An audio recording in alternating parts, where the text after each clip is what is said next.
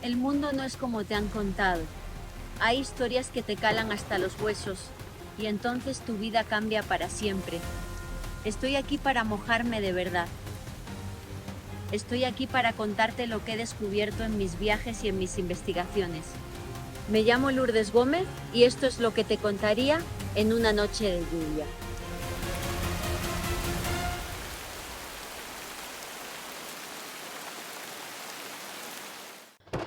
Hola amigos, bienvenidos una vez más a Noche de Lluvia. Gracias de corazón por estar al otro lado de la pantalla, por compartir conmigo este interés por la espiritualidad, por el mundo del misterio y bueno, pues si no lo habéis hecho ya os invitaría a que os podáis suscribir a Noche de Lluvia Podcast tanto en YouTube como en Spotify.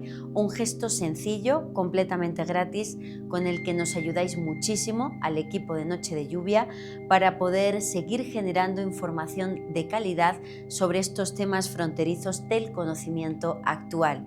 Sin más, vamos a comenzar esta emisión marcada, como saben, por el fallecimiento del Papa Francisco. Comenzamos. Han sido intensos días de información periodística. Como bien saben, el Papa Francisco falleció el lunes 21 de abril en su residencia de Santa Marta en el Vaticano. La pasada semana hicimos un especial sobre el legado del Papa Francisco y dimos a conocer los ritos de constatación de muerte que se llevaron a cabo en el Vaticano y detalles generales sobre la figura del camarlengo y lo que podemos esperar del desarrollo del próximo cónclave, la reunión del Colegio Cardenalicio, que dará como resultado la elección de un nuevo Papa. Ya sabemos que esa reunión, el cónclave, iniciará el próximo 7 de mayo y si quieren más datos sobre la figura del camarlengo, sobre el desarrollo del cónclave, pueden consultar el programa de la semana pasada de Noche de Lluvia titulado El legado del Papa. Analicemos hoy algunos misterios de la despedida al Papa Francisco que pocos han analizado, y es que la prensa internacional comienza a hablar de los milagros del Papa Francisco. Comenzamos. El pasado miércoles por la mañana pudimos asistir al traslado del cuerpo del Papa Francisco desde la Casa Santa Marta, en la que residía, hasta la Basílica de San Pedro del Vaticano. Fue en Santa Marta donde el Papa falleció el lunes 21 de abril a las 7:35 horas de la mañana. Ese mismo día se dio a conocer el parte de defunción del Papa, extendido por el director de la Dirección de Salud e Higiene del Estado Vaticano, el profesor Andrea Arcangeli. La muerte, según esta autoridad médica, fue a causa de accidente cerebrovascular, coma y colapso cardiovascular irreversible. En estos días también hemos sabido cómo fueron exactamente las últimas horas del Papa. El médico del Papa, doctor Sergio Alfieri, del Hospital Gemelli, fue alertado sobre su estado de salud a las 5:30 de la mañana del lunes. Sergio Alfieri, coordinador de los médicos del Papa y su cirujano personal, fue advertido sobre el estado de salud de Francisco alrededor de las 5:30 horas cuando le llamó Maximiliano Strapetti, enfermero personal del Papa, y le dijo que éste estaba muy enfermo y que tenían que volver urgentemente al Gemelli. En palabras del doctor, prealerté a todos y 20 minutos después estaba allí en Santa Marta, pero parecía difícil pensar que fuera necesaria la hospitalización. Entré en su habitación y tenía los ojos abiertos. Me di cuenta que no tenía problemas respiratorios y luego intenté llamarlo, pero no respondió. No respondía a los estímulos, ni siquiera a los dolorosos. En ese momento me di cuenta que no había nada más que hacer. Estaba en coma. El médico explicó al enfermero Strapetti, muy unido al Papa, que la hospitalización habría sido inútil y que corrían el riesgo de dejarlo morir durante el traslado, y el Papa, en palabras del doctor, quería morir en casa. Falleció poco después, ha aclarado este médico, y asegura que se quedó allí junto con Maximiliano, el enfermero, otras enfermeras, secretarias, y asegura que entonces todos, bajo las órdenes del cardenal Pietro Parolin, secretario de Estado Vaticano, se pusieron a rezar. Parolin pidió que rezaran y rezaron todos el rosario junto a él. En palabras del médico, me sentí privilegiado y ahora puedo decir que lo fui. Esa mañana le di una última caricia como despedida. Sobre la hospitalización del Papa Francisco, el médico ha reconocido que pensó que no sobreviviría. En sus palabras, los procedimientos se iniciaron una noche y luego se llevaron a cabo el lunes. Temíamos lo peor y en cambio sorprendió a todos. Sabíamos hasta el último momento que quería volver a casa para ser el Papa y no nos decepcionó. Esta declaración del doctor es sumamente importante porque ahora sabemos que desde el punto de vista médico el Papa no tenía solución y sin embargo consiguió salir del hospital para regresar al Vaticano, ahora lo sabemos, a morir. La cristiandad no pensó, cuando lo vio desde el balcón del hospital al ser dado de alta, que estábamos ante un Papa moribundo, haciendo el último esfuerzo para despedirse de sus fieles. Todos pensamos que había superado la crisis y que se recuperaría en casa. Hoy sabemos que fue estabilizado casi milagrosamente y dado de alta para prepararse para morir en el corazón de la Iglesia, en el Vaticano. Una preparación, por cierto, que también incluyó vaciar su cuenta bancaria, en la que había 200.000 euros que el Papa transfirió al obispo Benoni Ambarus, responsable vaticano de instituciones penitenciarias y cuestiones caritativas, quien aseguró que el Papa donó este dinero para salvar una fábrica de pasta italiana gestionada por el Centro Penitenciario de Menores Casal del Marmo de Roma, con el fin de acabar con la hipoteca que hay sobre la fábrica y ayudar a que siga funcionando para lograr que más jóvenes puedan volver a la sociedad.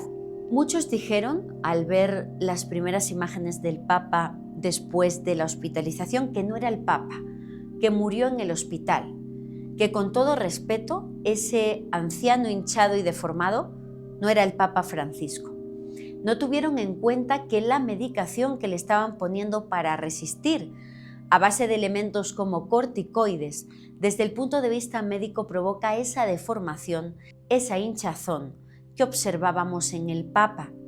Un Papa que no huyó de mostrar su realidad para despedirse del mundo, que no se escondió en sus aposentos, que fue hasta la basílica, incluso sin atuendo papal, tan solo en camiseta y con una manta.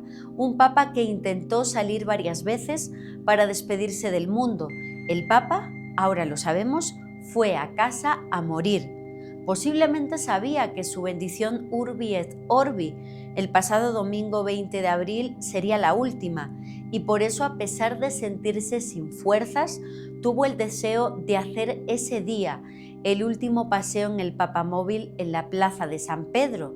Le preguntó a su fiel enfermero si podría hacerlo, si era prudente. El enfermero sabía que eran tiempos definitivos, que nadie sin fuerza de voluntad y en el estado del Papa podría lograr semejante gesto, y solo le dijo: «Ánimo, Santo Padre». Esas palabras sirvieron para que, sin salud y con mucho corazón, hiciera ese último recorrido por su iglesia, y una de sus últimas frases conocidas fue hacia su enfermero: «Gracias por traerme de vuelta». Unas horas después, el Papa da un último saludo con la mano a su enfermero antes de entrar en coma. Solo con mucha fe, y ese sería el primer misterio del que hablan los fieles sobre la despedida del Papa, es posible resistir una crisis fulminante para ganar unos días a fin de despedirse con una bendición Urbi et Orbi, precisamente en el domingo de resurrección, el día en el que Jesús resucita y la vida eterna triunfa sobre la muerte. Precisamente hemos conocido estos días cómo el Papa, en el prólogo de un libro inédito del cardenal Scola, escribió que la muerte no es el fin de todo, sino el comienzo de algo, y también de forma misteriosa. El Papa falleció, y este sería el segundo misterio, en el llamado lunes del ángel. El lunes siguiente al domingo de Pascua, al domingo de Resurrección, la Iglesia celebra el lunes del ángel, el instante bíblico en el que varias mujeres se encuentran con un ángel en la sepultura de Jesús. San Mateo, por ejemplo, lo cuenta en su capítulo 28 de esta forma. Pasado el día de reposo, al amanecer del primer día de la semana, vinieron María Magdalena y la otra María a ver el sepulcro. Y hubo un gran terremoto, porque un ángel del Señor, descendiendo del cielo y llegando, removió la piedra y se sentó sobre ella. Su aspecto era como un relámpago y su vestido blanco como la nieve.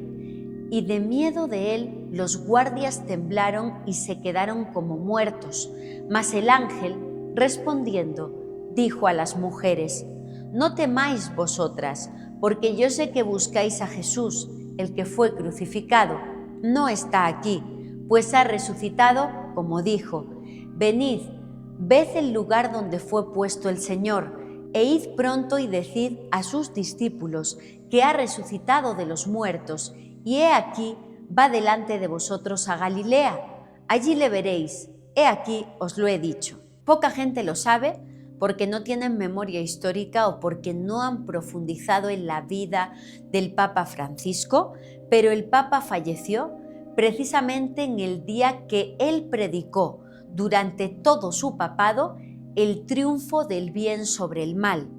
En palabras, por ejemplo, del Papa Francisco en el lunes del ángel del 2021, él aseguró: «Esta expresión del ángel ha resucitado va más allá de las capacidades humanas. Incluso las mujeres que fueron al sepulcro y lo encontraron abierto y vacío no podían afirmar ha resucitado, sino solo que el sepulcro estaba vacío. Que Jesús había resucitado solo podía decirlo un ángel, así como un ángel pudo decir a María: darás a luz un hijo y será llamado Hijo del Altísimo. En palabras del Papa Francisco, que la imagen del ángel sentado sobre la piedra del sepulcro es una manifestación concreta y visual de la victoria de Dios sobre el mal, de la victoria de Cristo sobre el príncipe de este mundo, de la luz sobre las tinieblas. Según el Papa Francisco, la tumba de Jesús no fue descubierta por un fenómeno físico, sino por la intervención del Señor. El aspecto del ángel, añade Mateo, era como el de un relámpago y sus vestiduras eran blancas como la nieve. Estos detalles son símbolos que afirman la intervención de Dios mismo, portador de una nueva era de los últimos tiempos de la historia. Y subrayo las palabras del Papa: nueva era, últimos tiempos de la historia.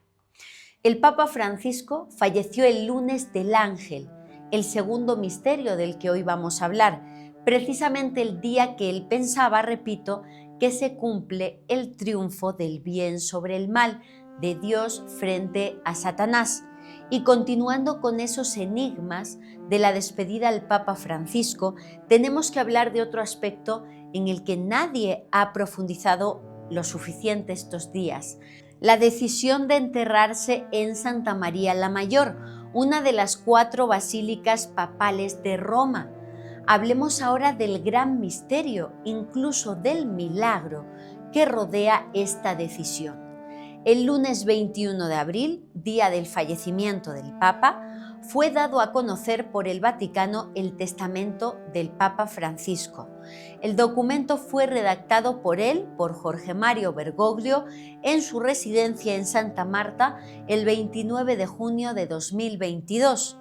En sus palabras: «Pido que se prepare mi tumba en el nicho de la nave lateral entre la Capilla Paulina, la capilla de la Salus Populi Romani, y la Capilla Sforza de la Basílica de Santa María la Mayor. La tumba debe estar en la tierra, sencilla, sin decoración particular y con una única inscripción: Franciscus». sintiendo que se acerca el ocaso de mi vida terrena y con viva esperanza en la vida eterna, deseo expresar mi voluntad testamentaria solo en cuanto al lugar de mi sepultura. Mi vida y mi ministerio sacerdotal y episcopal los he confiado siempre a la Madre de nuestro Señor, María Santísima. Por tanto, pido que mis restos mortales descansen esperando el día de la resurrección en la Basílica Papal de Santa María la Mayor. Deseo que mi último viaje terrenal termine en este antiquísimo santuario mariano al que acudía en oración al inicio y al final de cada viaje apostólico para encomendar confiadamente mis intenciones a la Madre Inmaculada y agradecerle sus dóciles y maternales cuidados. Pido que se prepare mi sepulcro en el nicho de la nave lateral entre la Capilla Paulina y la Capilla Sforza de la Basílica Papal, como se indica en el anexo adjunto. Repito, el sepulcro debe estar en la tierra, sencillo y con una única inscripción: Franciscus. Los gastos para la preparación de mi entierro serán cubiertos por la suma de un benefactor que he dispuesto, que será transferida a la Basílica Papal de Santa María la Mayor y para la cual he encargado las oportunas instrucciones al arzobispo Rolandas Macricas, comisario extraordinario de este templo. Este es el texto que redactó el Papa Francisco en junio del año 2022 y ahora sabemos que la decisión vino marcada por una revelación, por un llamado de la Virgen María al Papa Francisco en el que le anunciaba su próxima muerte. Ha sido Rolandas Macricas, arcipreste coadjutor del Templo de Santa María la Mayor, quien el pasado sábado, día del funeral y entierro del Papa Francisco, se lo contó a la prensa, lo hizo público. Esta autoridad religiosa de origen lituano aseguró que el Santo Padre le compartió su deseo de ser sepultado en esta basílica, donde se encuentra el ícono, la imagen de la Virgen María más venerada por él, la Salus Populi Romani. Macricas contó que el 13 de mayo del año 2022, día de la Virgen de Fátima, le preguntó al Papa Francisco si había pensado tener su tumba en Santa María la Mayor por su fuerte vínculo con la Salus Populi Romani y su devoción mariana. Y el Santo Padre le contestó que no, porque los papas, en sus palabras, debían ser sepultados en la Basílica de San Pedro, en el Vaticano. Exactamente una semana después de esas declaraciones, el 20 de mayo de 2022, el Papa Francisco llama a Macricas a la Casa Santa Marta en el Vaticano, donde vivió 12 años de su pontificado, y este sacerdote responsable de Santa María la Mayor, Macricas, refiere que el Santo Padre le dijo estas palabras: «La Virgen me ha dicho, prepárate la tumba», y agregó: «Estoy feliz de que la Virgen no se ha olvidado de mí». Según el arcipreste, según Macricas, fue la Salus Populi Romani quien le habló y en revelación le dijo al Papa que preparara su tumba, que la preparara junto a ella en Santa María la Mayor, y por tanto le anunció que su fin estaba próximo. Esto sucedió en mayo del año 2022. La cronología de los hechos, según Macricas, es 13 de mayo de 2022, el Papa dice que los papas se entierran en el Vaticano. En esos momentos ni se le pasa por la cabeza pensar en enterrarse en Santa María la Mayor. Y una semana después llama Macricas a Santa Marta y le dice que la Virgen le ha dicho que prepare su tumba en Santa María la Mayor junto a ella. Y solo unos días después, en junio de 2022, el Papa firma un testamento en el que deja por escrito que quiere ser enterrado en Santa María la Mayor junto a la Salus Populi Romani. Es el testamento que conocimos el lunes 21 de abril. Es impactante saber, tras su muerte, que el Papa conversaba con la Virgen, que tomaba decisiones guiado por la Virgen en revelación. ¿Qué otros secretos se ha llevado a la tumba el Papa Francisco? En concreto, la advocación mariana de la Salus Populi Romani, con la que supuestamente dialogaba el Papa Francisco, es de las vírgenes más misteriosas y antiguas del mundo. Durante una entrevista en el año 2023, el Papa dijo que quería ser enterrado junto a ella. En concreto dijo: «Siempre le prometí a la Virgen que ya está preparado el lugar. Quiero ser enterrado en Santa María la Mayor porque es mi gran devoción». También aseguró que esa advocación tan fuerte le venía desde antes de ser papa. En sus palabras, de antes de ser papa, cuando venía, siempre iba ahí los domingos a la mañana que estaba en Roma. Me iba un rato allí, hay una ligación muy grande. Él mismo asegura que visitaba muchas veces a la Salus Populi Romani, siempre al inicio y al final de cada uno de sus viajes.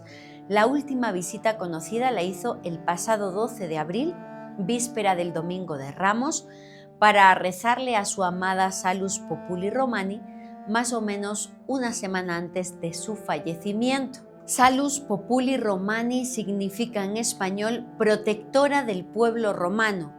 Este ícono de la Virgen con el Niño también fue conocido, sobre todo en el siglo XIX, como Nuestra Señora de las Nieves. Está relacionada esta Virgen con el Imperio Bizantino y con los primeros cristianos.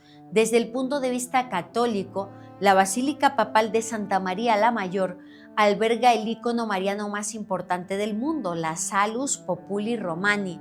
La tradición atribuye la imagen a San Lucas, evangelista y patrono de los pintores. Este panel de madera de cedro en el que está pintada muestra a la Virgen de pie, de medio cuerpo, con el niño en brazos. Por cierto que la tradición también señala que ese trozo de madera sobre el que está el ícono sería un trozo de la mesa sobre la que Jesús celebró la última cena, o también se dice que pertenece a una mesa construida por el propio Jesús, que recordemos que se le atribuye el haber ayudado a San José como carpintero y que la Virgen María habría guardado estas piezas tras su crucifixión. La leyenda asegura igualmente que la imagen llegó a Roma en el 590 después de Cristo, en el siglo VI, durante el pontificado del Papa Gregorio I. Destaquemos ahora algunos aspectos que podemos observar en la Salus Populi Romani y el enigmático final del Papa Francisco. En la parte superior de la imagen hay unas letras en griego que tienen el significado de Madre de Dios. En la tradición oriental ortodoxa, propia del arte bizantino, este tipo de virgen se denomina Theotokos, que significa Madre de Dios o la que dio a luz a Dios. Y en esta Theotokos tenemos que fijarnos en el anillo que lleva en su mano derecha, que simboliza su poder, su compromiso con el pueblo romano, y por otro lado en el pañuelo que tiene en sus manos. Este pañuelo se llama manípulo y es un pañuelo de lino ceremonial que usaba la antigua nobleza romana, un símbolo imperial de máximo rango en el antiguo imperio romano y que, según los expertos, convierte a esta Virgen María en Regina Caeli, Reina del Cielo. Regina Caeli es una de las oraciones marianas más importantes de la Iglesia. Reina del Cielo es una composición litúrgica a manera de felicitación a María por la resurrección de su hijo. Se sabe que ya era utilizada en el siglo XII. Si bien esta oración es de autor desconocido, la tradición la atribuye a San Gregorio, al cual habría escuchado los 3 primeros versos cantados por ángeles mientras caminaba descalzo una mañana en una procesión en Roma, y él agregó la 4ª línea. En esta oración de Regina Caeli se dice: Reina del cielo, alégrate, aleluya, porque el Señor, a quien mereciste llevar en tu seno, ha resucitado, según su palabra. Ruega al Señor por nosotros, aleluya. Gózate y alégrate, Virgen María, porque verdaderamente resucitó el Señor, aleluya. Bien, lo más impactante de todo es que el Papa gustaba de rezar el Regina Caeli los lunes del Ángel de forma pública. El lunes del Ángel es el día que el Papa ha fallecido y precisamente ha decidido enterrarse, por revelación de esta Virgen, junto a la Regina Caeli de Santa María la Mayor. Son tantas las coincidencias que hasta llega a resultar milagroso. La leyenda romana asegura que la Salus Populi Romani permaneció en Jerusalén hasta que fue descubierta por Santa Elena en el siglo IV. Junto con otras reliquias sagradas como la cruz de Cristo, la pintura fue trasladada a Constantinopla, actual Estambul, donde el hijo de Santa Elena, el emperador Constantino, erigió una iglesia para su entronización. Más tarde, el icono sería trasladado por la propia Santa Elena a Roma, aunque según otra versión, el icono llegó a Roma por mar, siendo recibido por el Papa San Gregorio a finales del siglo VI a orillas del río Tíber, siendo el icono procedente de Creta. Según esta versión, la imagen llegó a Roma en un bote de flores. Esa Virgen, sea como fuere, fue colocada en la Basílica de Santa María la Mayor, considerada como el primer santuario dedicado a la Virgen María en Occidente. El cardenal Cesare Baronio, historiador de la Iglesia, escribió que fue el Papa Gregorio quien llevó esta Virgen hasta Santa María la Mayor, al final de una procesión para invocar el cese de una de las pestes más graves de la ciudad. Desde el siglo VI hasta el siglo XVII, la Salus Populi Romani fue colocada en diferentes lugares de la Basílica Papal de Santa María la Mayor, una de las 4 basílicas papales de Roma. Un gran misterio del que poca gente habla es que el lugar exacto donde se encuentra la Basílica de Santa María la Mayor, la primera basílica mariana de Occidente, es precisamente el lugar de Roma en el que existía un templo dedicado al culto a la diosa Cibeles, antes de la llegada del cristianismo. Cibeles en la mitología romana es la madre de los dioses, deidad romana cuya característica principal es la maternidad. Entonces, no olvidemos ese sincretismo entre Cibeles y María en la Basílica Papal de Santa María la Mayor. Además, hay otro dato infalible sobre este sincretismo.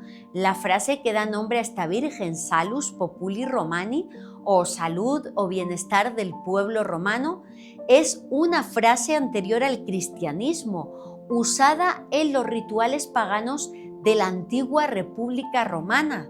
Autores clásicos como Tito Livio señalan la presencia de esta frase en los rituales romanos. Por lo tanto, tras la legalización del cristianismo por parte de Constantino a través del Edicto de Milán en el siglo IV, esta frase pasó a relacionarse con la Virgen María. Para quien le interese muchísimo este aspecto, le recomiendo ver el episodio de Noche de Lluvia podcast llamado María e Isis.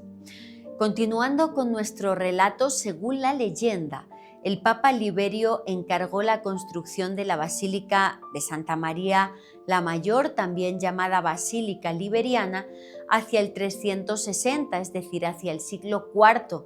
Quería un santuario construido en el lugar donde se había producido una aparición de la Virgen María ante un patricio local y su esposa, es decir, ante la nobleza romana.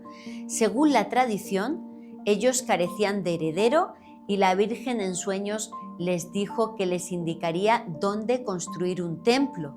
El perfil de la iglesia fue dibujado en el suelo por una milagrosa nevada que ocurrió, según la leyenda, el 5 de agosto del año 358 en lo alto del monte Esquilino, dedicado a la Virgen María bajo el título de Nuestra Señora de las Nieves.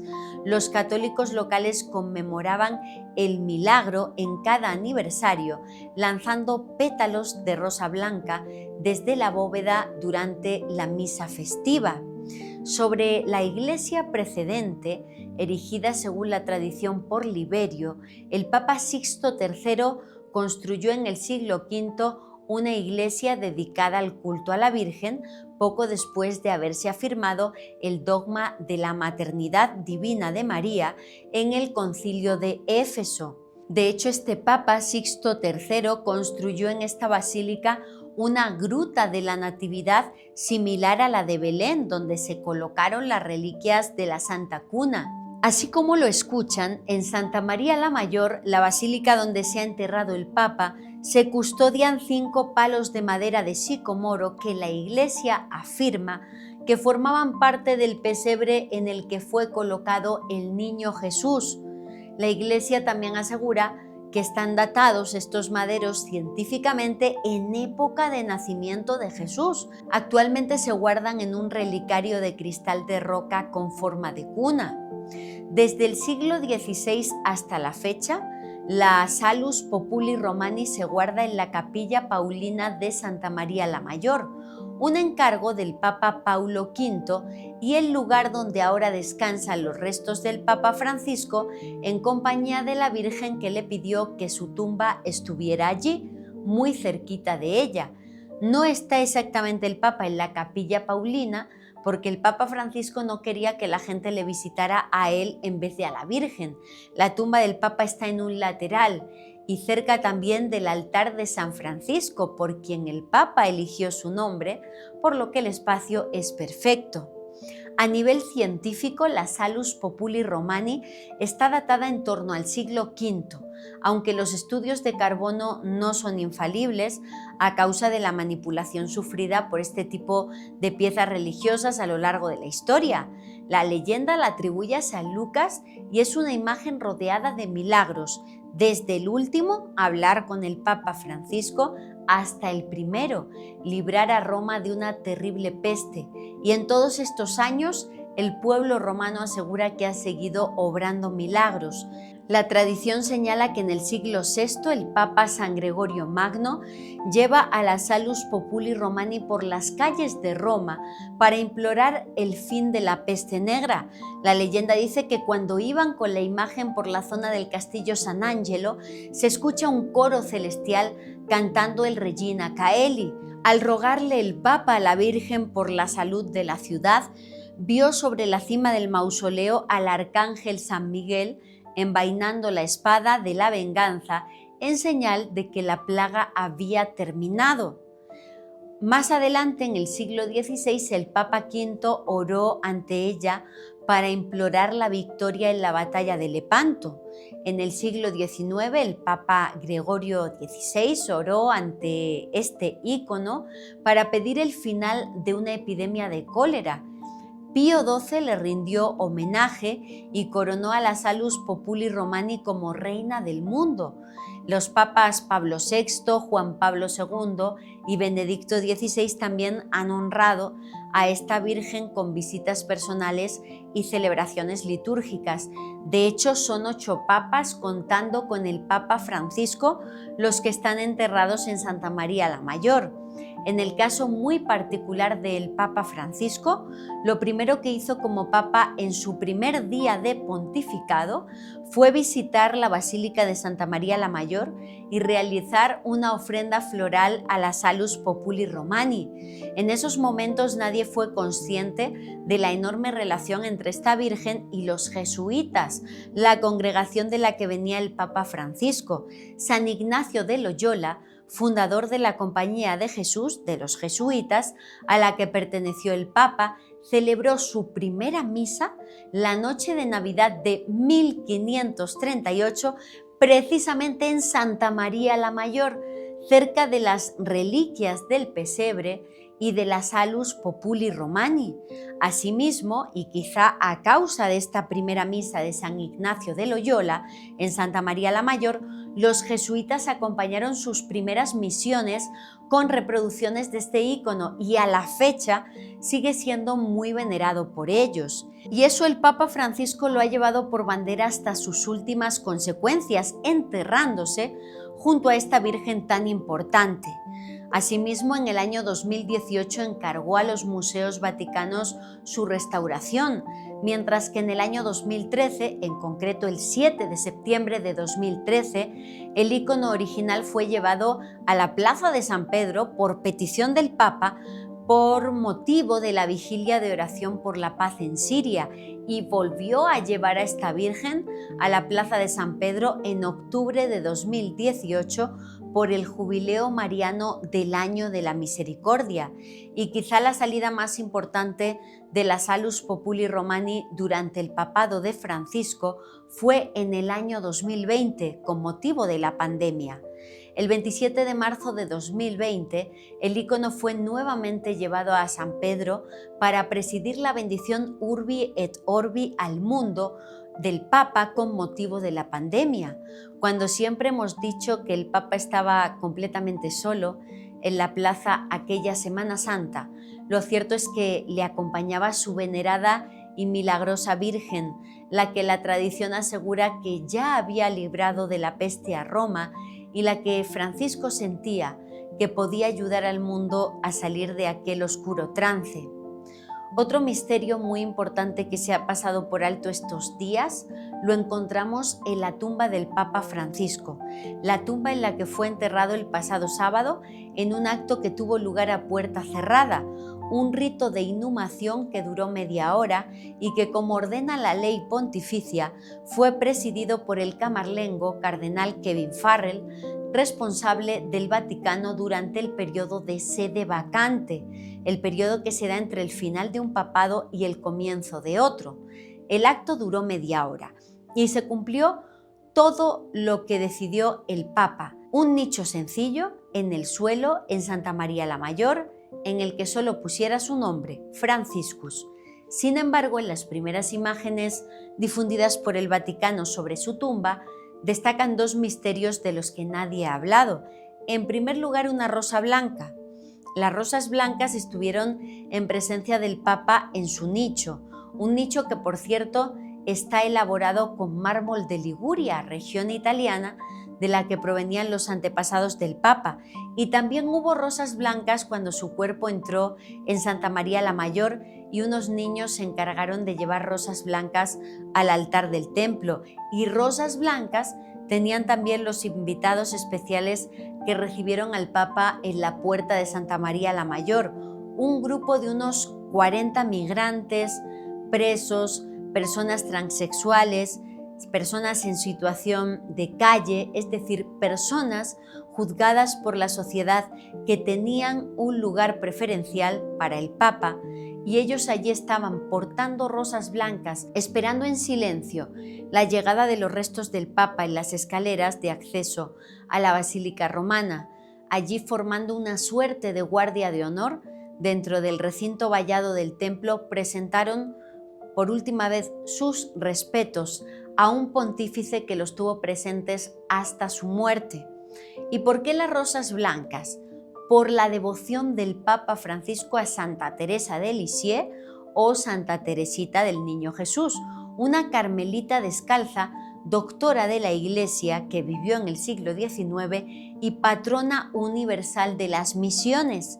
Esta joven francesa, religiosa y mística, que tuvo visiones misteriosas del Niño Jesús y de Cristo crucificado, es ejemplo de sencillez y humildad dentro de la Iglesia y también de preocupación por las almas de los demás desde un camino de oración y de pequeños actos diarios que marcan la diferencia.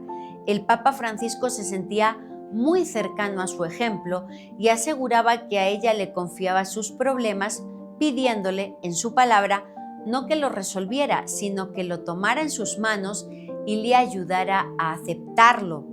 Como señal, el Papa le ponía una rosa blanca, y así ocurrió también durante su hospitalización en el Gemelli, y lo mismo sucedía en su residencia de Santa Marta, donde siempre había una rosa blanca para Santa Teresa, y ella, aseguraban los que estaban cerca del Papa, correspondía a sus regalos. Por ejemplo, en septiembre de 2013, durante su primer año como Papa, cuando llevó a la Salus Populi Romani a la Plaza de San Pedro para rezar por la paz en Siria, en aquel evento leyó el Papa fragmentos de textos de Santa Teresa de Lisieux, De regreso a Santa Marta, sin saber esta historia que les acabo de contar, los jardineros del Vaticano le entregan al Papa una rosa blanca que le habían cortado recientemente de los jardines vaticanos. Para el Papa fue un regalo de Santa Teresa de Lisieux y ahora una rosa blanca descansa sobre la lápida del Papa en Santa María la Mayor, y junto a esa rosa blanca lo único que destaca en la tumba del Papa Francisco es la cruz que usó como Papa, la cruz que lució durante todo su papado. Es de sobra conocido que el Papa rechazó usar cruces ostentosas de oro cuando fue nombrado pontífice y a cambio decidió usar la que ya usaba antes de ser Papa. Es una cruz muy misteriosa que hoy luce en la tumba del Papa Francisco, una cruz que se llama la Cruz del Buen Pastor. Es misteriosa porque es la única cruz en el mundo en la que no aparece Cristo crucificado. No aparece ni un muerto ni una persona moribunda. En la cruz del Papa Francisco, la cruz del Buen Pastor, aparece Cristo vivo, cargando a la oveja perdida sobre sus hombros, simbolizando su amor y cuidado por el rebaño. En la parte superior de la cruz hay una representación del Espíritu Santo, usualmente como una paloma. Esta cruz es un símbolo de fe y es muy apreciada por los católicos. Tras asumir el papado, Francisco rechazó el pectoral de oro que han llevado sus antecesores y prefirió seguir utilizando la cruz con la que había llegado al Vaticano siendo el cardenal Jorge Bergoglio. En el pectoral de Francisco, de procedencia jesuita, Jesús está vivo y no crucificado. Jesús está de pie junto a sus ovejas como todo buen pastor. Es un diseño donde muestra cómo Jesús se acerca a la oveja débil y descarriada, lastimada y pecadora, y es una cruz que usan a menudo los jesuitas, una cruz que simboliza el papado de Francisco. Y quisiera, antes de terminar, hablar también de la parte misteriosa con respecto al tratamiento del cuerpo del Papa Francisco. Ya hemos mencionado que su hinchazón y su deformación en sus últimas imágenes en vida se relacionan a nivel médico con el tratamiento con corticoides que el Papa estaba llevando. También hemos mencionado que el Papa, con mucha fuerza de voluntad, salió del Hospital Gemelli no para vivir, sino para morir en casa, y que vació su cuenta para una buena causa y habló con la Virgen para preparar su tumba. Y desde el lunes 21 de abril, día en que falleció, hasta el viernes 25 de abril, la cristiandad pudo ver imágenes del cuerpo del Papa Francisco que a muchos les han resultado ciertamente impactantes. Hablemos, por ejemplo, de las manos del Papa Francisco en el ataúd. Muchos son los que han manifestado en redes sociales que las manos del Papa Francisco se veían como flotando, sin estar apoyadas sobre su cuerpo. Desde el punto de vista forense, se asegura que esto se produce a causa del llamado rigor mortis, un proceso natural que se produce en el cuerpo humano entre 24 y 48 horas tras el fallecimiento y que no es otra cosa que un endurecimiento de los músculos. Por otro lado, también se ha hablado mucho de que el rostro del Papa Francisco parecía tener hematomas, marcas de coloración rojiza o morada llamativas, según fuentes vaticanas, porque el Papa no quiso ser excesivamente maquillado y deseó también en su último adiós mostrar la muerte tal y como era. Aquí cabe mencionar que no se realizó autopsia al cuerpo del Papa Francisco, pero sí se embalsamó su cuerpo de forma temporal para poder resistir a la exposición pública durante 5 días. Y esto no es una decisión del Papa Francisco. Esto es una norma vaticana exigida por la Iglesia desde el papado de Pío XII a causa de un suceso muy desagradable. Desde ya les pido disculpas por lo impactante de lo que voy a relatar a continuación, pero es un acontecimiento histórico que marcó el entierro y embalsamamiento de los posteriores papas de la Iglesia. Pío XII falleció el 9 de octubre de 1958 a los 88 años. El pontífice murió en Castel Gandolfo, la residencia papal ubicada a las afueras de Roma, tras 3 días de rápido deterioro de su salud. En ese momento lo acompañaba el doctor Riccardo Galeazzi Lisi, oftalmólogo y jefe del cuerpo médico del Vaticano. Pío XII había manifestado su deseo de no ser intervenido tras su muerte. En su testamento dejó claro que prefería ser enterrado tal como Dios lo había hecho. Esa decisión abrió el camino para que Galeazzi Lisi, su médico, propusiera un procedimiento que afirmaba haber redescubierto, la llamada ósmosis aromática. Aseguraba este doctor que el médico fue un redescubrimiento del utilizado en los primeros cristianos y a lo largo del tiempo por personalidades ilustres como Carlomagno. Además, decía este doctor que en su método no era necesario desvestir el cuerpo del Papa, y el Vaticano confió en el doctor. Impregnaron el cadáver con aceites y hierbas y lo envolvieron con diurex, con celofán, con adhesivo. La temperatura del otoño romano, que era cálido en esos momentos, provocó que en cuestión de horas el cuerpo comenzara a descomponerse visiblemente y aterradoramente frente a todos los presentes. La descomposición en vivo del Papa ante los ojos horrorizados de los espectadores. Los gases acumulados provocaron una notoria hinchazón en el torso del pontífice, cuyo cuerpo, que era delgado en vida, se deformó ante el asombro de quienes estaban cerca. Los guardias que velaban su cuerpo resistieron a duras penas el olor. Se tenían que relevar cada poco tiempo porque era insoportable. Incluso varios se desmayaron. Perdieron el conocimiento a causa de los gases desprendidos por el cuerpo de Pío XII. El momento más dramático ocurrió durante el traslado del cuerpo hacia la Basílica de San Pedro. Mientras el féretro avanzaba, se produjo una potente explosión dentro del cuerpo. El cuerpo, torpemente embalsamado, se desmoronó literalmente. Ante la gravedad de la situación, el cortejo fúnebre se detuvo, tuvo que entrar de urgencia en la Basílica Papal de San Juan de Letrán, y donde se encargaron de reparar el cuerpo de forma urgente. Tuvieron que cubrir el ataúd a causa de los olores, y miles de personas que esperaban para despedirse del Papa sin conocer el estado del cadáver, cuando finalmente lo pudieron observar, fue aterrador.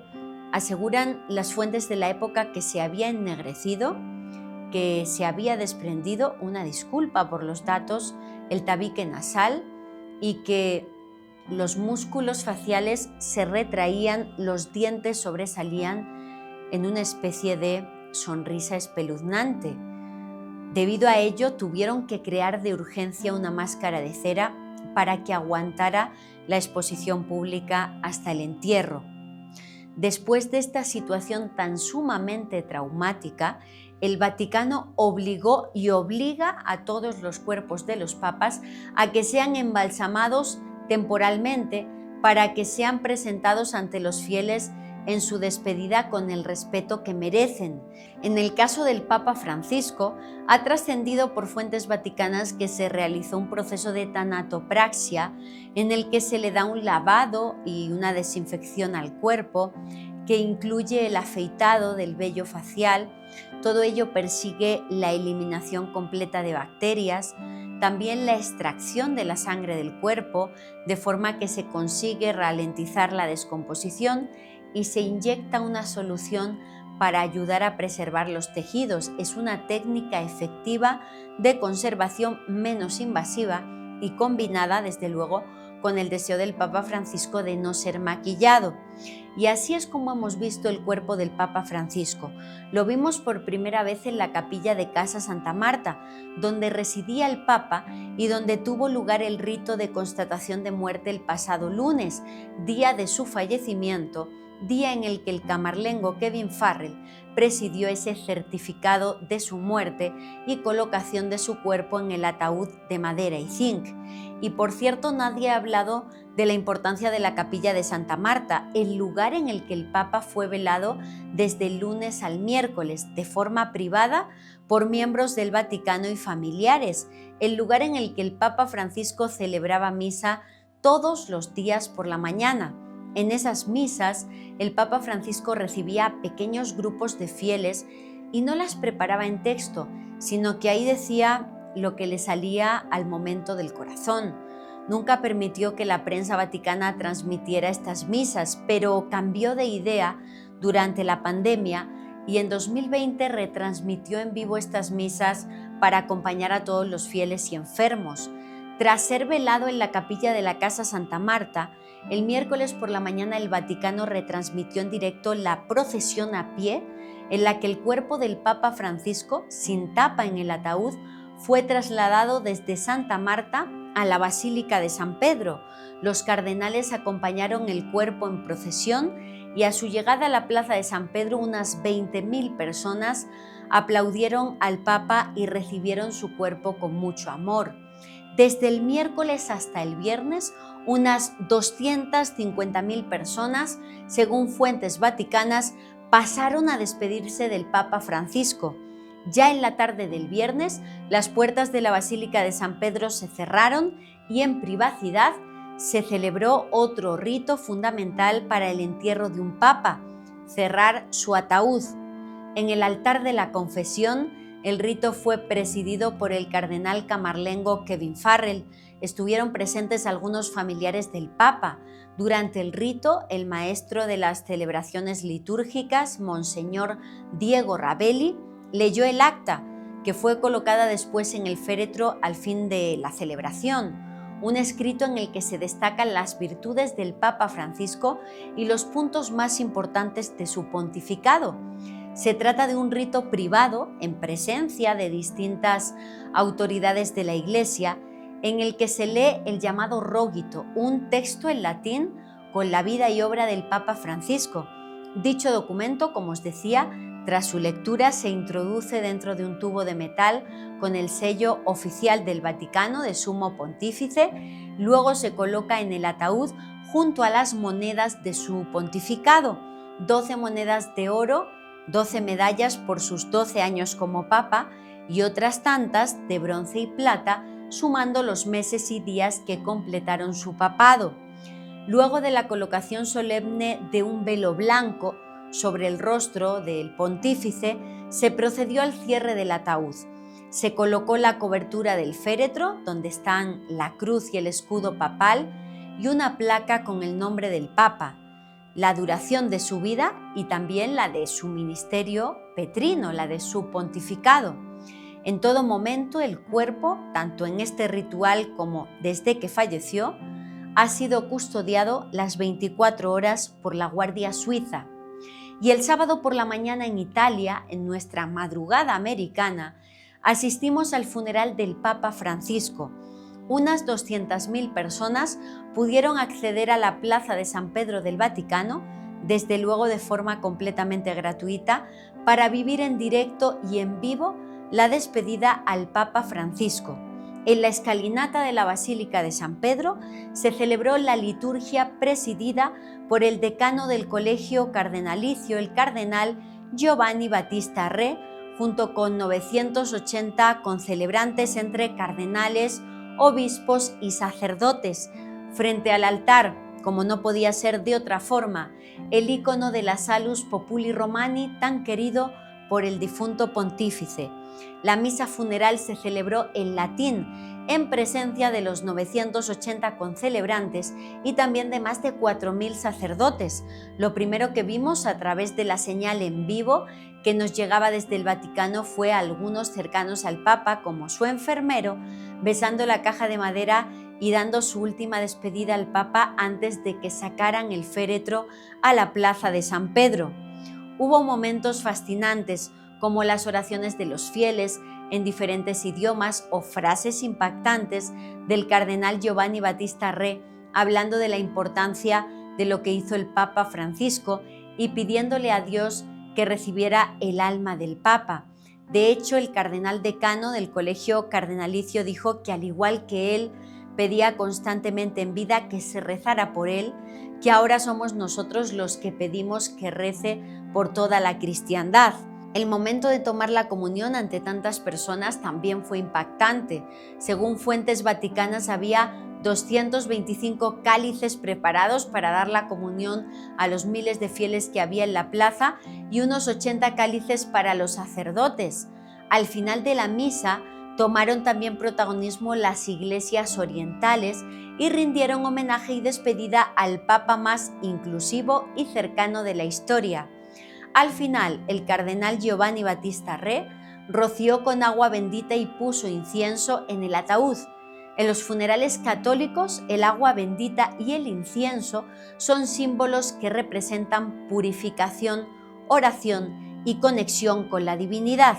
El agua bendita evoca el bautismo, la purificación del alma, el inicio de la vida cristiana, mientras que el incienso representa que las oraciones se elevan a Dios. Es la representación simbólica del nacimiento, del despertar a una nueva vida. Tras concluir el funeral, el cuerpo del Papa Francisco regresó al interior de la basílica y fue colocado en un papamóvil blanco regalo de México al Papa Francisco durante su visita en el año 2016. Durante media hora ese papamóvil con el cuerpo del Papa recorrió los kilómetros que separan San Pedro del Vaticano de Santa María la Mayor y después de eso, en completa privacidad, fue enterrado el Papa Francisco. Hoy por hoy ya se habla del milagro obrado por el Papa Francisco en su funeral. En primer lugar, Donald Trump, sentado en primera fila entre las autoridades presentes en la despedida al Papa, rompiendo el protocolo, utilizando traje azul marino en vez de traje negro, y ante él el cardenal decano Giovanni Battista Re, invocando el deseo del Papa Francisco, dijo en plena misa que había que tender puentes en vez de estar construyendo muros. Por otro lado, el mismo día que el Papa Francisco quedaba en extrema gravedad en el Hospital Gemelli, el 28 de febrero, ese mismo día Donald Trump y Volodymyr Zelensky, presidente de Ucrania, celebraban una desastrosa reunión en la Casa Blanca donde Trump acusaba a Zelensky de jugar con la Tercera Guerra Mundial. Aquel día no solo fue un golpe para el Papa Francisco estar a las puertas de la muerte, también ser consciente de la situación tan dura por la que atravesaba la guerra en el mundo y la confirmación de que no sería posible terminar con la guerra de Ucrania por la que él tanto había rezado y por la que tanto había tratado de intervenir. Y como si de un milagro se tratase, como si fuera un tanto más anotado por el Papa Francisco desde la tumba, a pocos minutos del inicio de su funeral y junto al cuerpo del Papa Francisco, el presidente de Estados Unidos, Donald Trump, y el líder ucraniano, Zelensky, mantuvieron este sábado una reunión, en sus palabras, muy productiva antes de asistir al funeral del Papa Francisco. Esto lo ha dicho la Casa Blanca. Trump y Zelensky se reunieron en privado durante unos 10 minutos cerca del cuerpo del Papa al interior de la basílica y además acordaron reunirse después del funeral. Posteriormente se pronunció el propio Zelensky, quien afirmó que habló de una tregua total e incondicional durante esa reunión simbólica con Trump, que presiona desde luego a Kiev y a Moscú para que cesen las hostilidades. En estos momentos siguen las conversaciones y es posible que la guerra de Ucrania pueda terminar tras esta conversación histórica que se gestó junto al cuerpo del Papa Francisco. Hasta aquí las novedades y secretos que os puedo contar hasta el momento sobre la despedida al Papa Francisco. Desde este domingo nos encontramos en los novendiales, 9 días de luto en el Vaticano. Los novendiales son un antiguo rito de oración en sufragio por el alma del pontífice fallecido que culminará antes del cónclave el día 7 de mayo, ya sabemos, día de inicio del cónclave, para elegir a su sucesor. Cada día habrá misas especiales en el Vaticano presididas por diferentes cardenales en memoria del Papa Francisco. La primera de ellas tuvo lugar el pasado domingo en Santa María la Mayor, junto a la tumba del Papa Francisco. Y cerramos con este programa nuestra despedida al Papa Francisco, al Papa del fin del mundo. En próximos episodios iremos desgranando más misterios de lo que se viene, de las profecías para el futuro de la Iglesia y del cónclave. Estad muy atentos a los próximos episodios. Y antes de despedirme, quiero agradecer enormemente a las miles y miles de personas que han valorado mi trabajo y mi esfuerzo en la cobertura informativa por el fallecimiento del Papa Francisco. Como bien sabéis, los hijos de la lluvia, soy una apasionada de los misterios religiosos y también de los asuntos vaticanos y papales, de estos grandes enigmas de la religión. Los que seguís Noche de Lluvia sabéis que llevo muchos meses analizando la parte profética del Papa Francisco. Tenemos muchos capítulos aquí en el canal dedicado a estos aspectos y como no podía ser de otra forma, con el fallecimiento del Papa Francisco, pues debía hacer un seguimiento especial. Un seguimiento que ha incluido numerosas entrevistas en medios de comunicación, programa especial de Noche de Lluvia la pasada semana que realicé con mucho esfuerzo y cariño para todos vosotros, y también incluyó un regalo periodístico que jamás hubiera podido imaginar: ser yo el hilo conductor del especial que se hizo el pasado miércoles en Maussan Televisión, llamado Francisco el Papa Humilde, la primera cobertura especial de la historia de este canal, en las que estuve 6 horas sin parar, completamente en vivo, analizando la muerte del Papa. Un gran reto personal y profesional que afronté con muchos nervios, pero también con mucha preparación previa y que logramos superar. También conducí en vivo de madrugada el funeral del Papa Francisco en Maussan Televisión. Todo lo hice con el corazón, como trato de hacer cualquier proyecto en mi vida y como mi regalo y despedida para el Papa del fin del mundo, para el Papa de la profecía.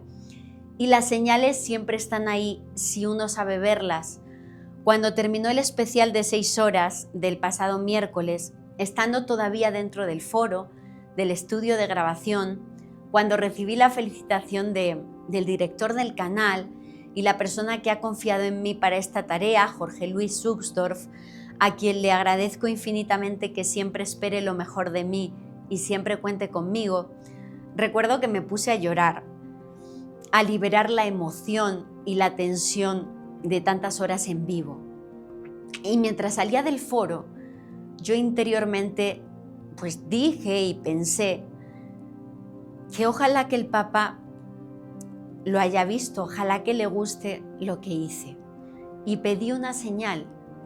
Y como respuesta automática, a los pocos segundos, llegó mi productor en Maussan Televisión, mi querido Jaime Ávila, y puso en mis manos esto que ven en pantalla. Me dijo que era un regalo como recuerdo de esa transmisión tan especial. Para mí fue la respuesta a mi pregunta, fue la respuesta y la señal que había pedido. Gracias de corazón a todos los que hicieron posible cumplir este sueño y gracias al Papa porque con sus luces y sombras me hizo conectarme profundamente con mi espiritualidad. Hasta siempre. Recordad que estoy aquí para mojarme de verdad, que estoy aquí para contaros lo que he descubierto en mis viajes y en mis investigaciones. Me llamo Lourdes Gómez y esto es Lo que te contaría en una noche de lluvia. Hasta la próxima.